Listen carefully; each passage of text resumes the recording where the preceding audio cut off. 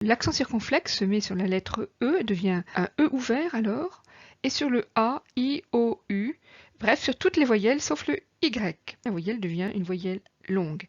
Il est très souvent une trace étymologique d'un S disparu, comme par exemple pour même, apparaître, il et vim. Il y a eu des rectifications orthographiques en 1990 qui vont s'appliquer, mais c'est facultatif. Sachez que ce côté facultatif ne concerne que deux voyelles, le I et le U, quand ce n'est pas grammatical.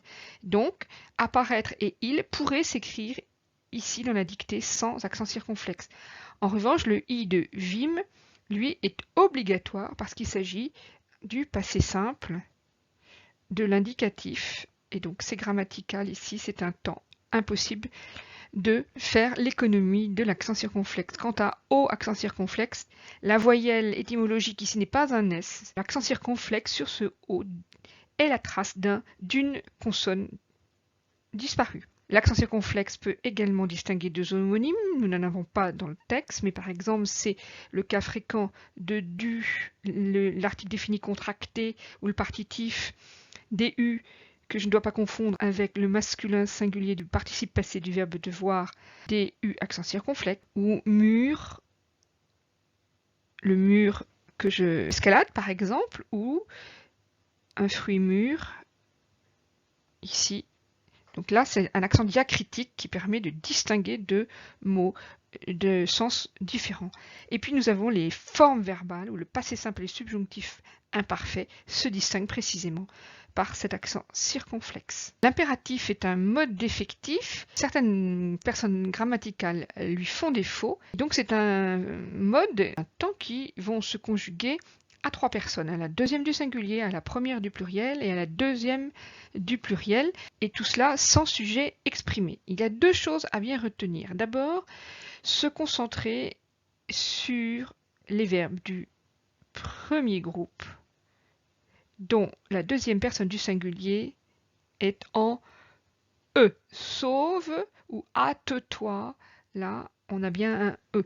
Et alors même que nous sommes à la deuxième personne du singulier, et que on le serait tenté de mettre un S, eh bien, nous avons cette terminaison en E qui est l'objet de nombreuses fautes dans les copies et dans les courriers.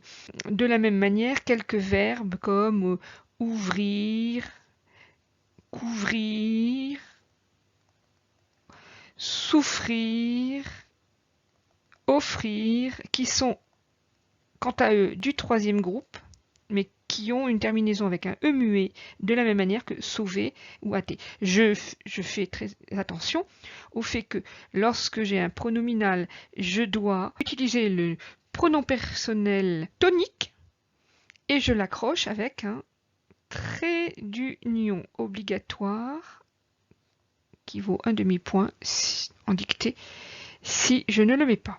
Courir, en revanche, lui, eh bien, c'est du troisième groupe et alors que j'avais un E à la deuxième personne du singulier, eh bien, j'ai un S parce que c'est un verbe du troisième groupe.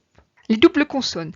Alors, le mot terrible a deux R parce qu'il vient d'un mot latin qui en avait deux également, terror. Apparaître. Les verbes en ap prennent deux P, sauf apercevoir, aplanir, aplatir, apitoyer, apostrophe, quelques autres moins courants également. Effrayant, deux F, les mots en af, f, off prennent deux F, sauf afin, afrique, africain. Passager, eh bien, S entre deux voyelles se prononçant ZE, eh bien, si je veux le son SE, eh bien, je suis obligé de doubler le S. Quant à laquelle, eh bien, les deux L, c'est la marque du féminin singulier, lequel masculin singulier EL, laquelle féminin singulier 2L, lesquels un L et un S masculin pluriel, et deux L encore ici parce qu'il s'agit du féminin pluriel.